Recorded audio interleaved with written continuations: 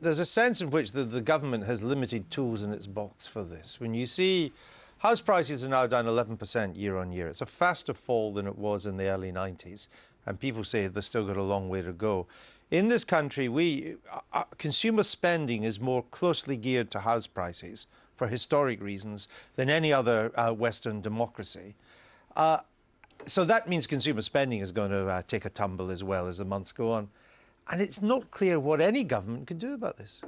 Well, I think that there are three elements to this. I mean, one is, as Ken Clarke says, I mean, the point that Gordon keeps making about the international global source of this shock. The second is the measures that have already been taken in order to provide a degree of stability. But the third is looking forward to what measures can be taken to give families in the short term protection. And that's why the pre-budget report this year is going to be very important indeed.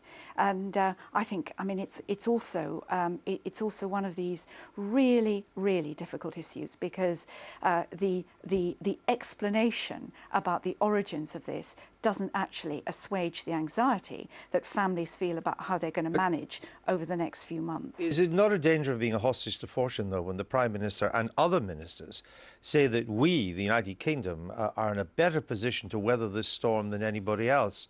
Because our house prices have further to fall than anybody else other than Spain, Ireland and Florida.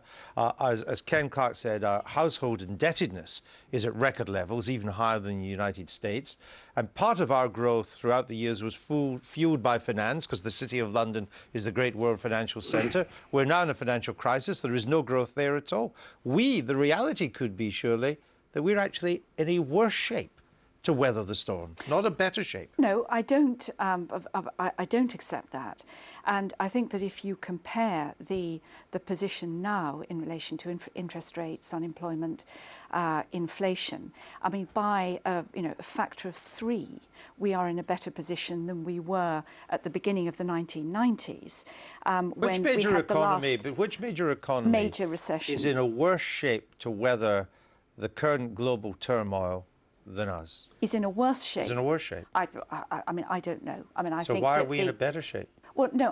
What I'm saying is that at the time when action could be taken, now 10 years ago, Tony Blair as Prime Minister, Gordon Brown established the independence of the Bank of England. But remember, one of the reasons that we have public debt is because of the scale of investment that has gone into our public services.